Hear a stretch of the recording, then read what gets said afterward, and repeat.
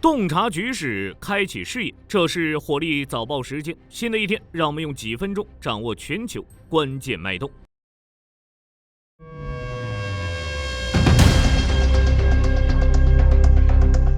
特朗普正式欧洲会议提议聚焦乌克兰局势与选举。美国总统特朗普透露，法国、德国、英国等欧洲国家领导人已提议于周末在欧洲举行会议，邀请他与乌克兰总统泽连斯基共同参与。乌克兰局势是此次磋商的核心议题。特朗普表示，他已与相关欧洲国家领导人通话，严肃讨论了乌克兰问题，目前正等待对方进一步回复，以确定参会安排。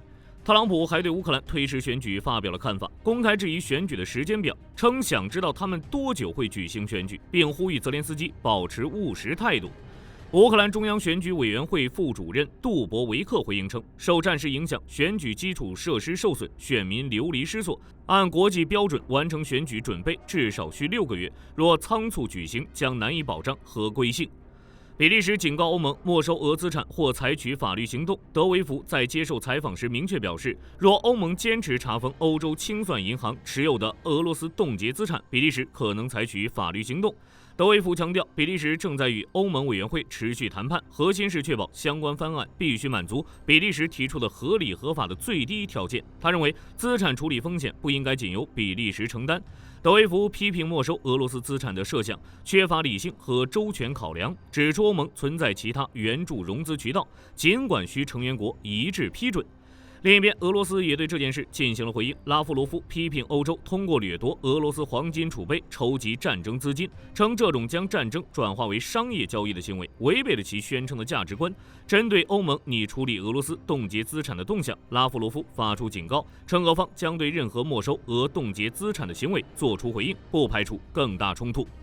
拉夫罗夫在俄国家杜马发表年度讲话时明确表示，俄罗斯不会与欧洲开战，也无此意图。但若欧洲发起对俄攻击，俄方已做好充分应对准备。这句话一点都不能信。此前，拉夫罗夫曾在俄全面进攻乌克兰前表示，俄罗斯不会攻击乌克兰。事实如何，大家都能看到。值得关注的是，拉夫罗夫表示，特朗普是美欧领导人中唯一理解乌克兰战争爆发深层原因的人。波乌磋商米格29转让，探讨技术交换。波兰武装部队总参谋部确认，波兰正与乌克兰协商，可能向乌克兰转让波兰剩余的米格29。据悉，这批战机因接近服役年限，已不符合波兰空军现代化需求。波兰计划用 F-16和 FA-50等先进战机取而代之。总参谋部表示，相关转让尚未最终敲定，但符合北约加强东翼防御、支援乌克兰的整体战略。除战机转让外，乌克兰可能向波兰提供无人机和导弹系统技术，此举既为补偿波兰的装备转让损失，也旨在提升两国联合防御能力与军工合作水平。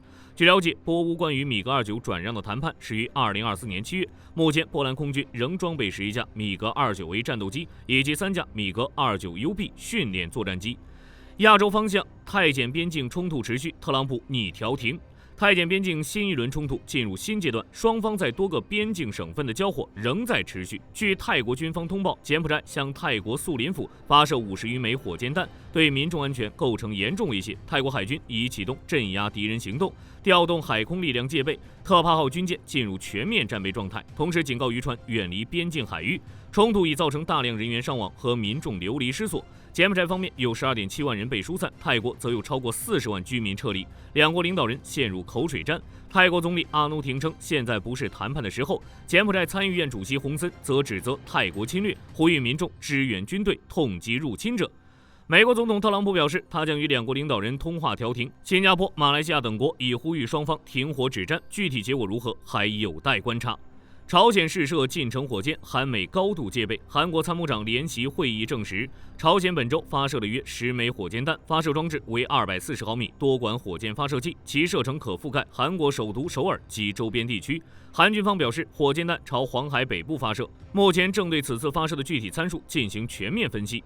军方发言人指出，此次发射可能是朝鲜例行冬季演习的一部分。这类演习通常于12月启动。韩国军方强调，已配合美军密切监控朝鲜动向，保持高强度防御姿态，确保能对任何挑衅做出果断回应。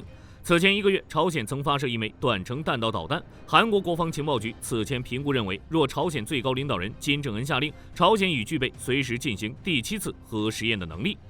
今天的早报到这儿就结束了，后续局势发展我们将持续关注。我是火力军，下期见。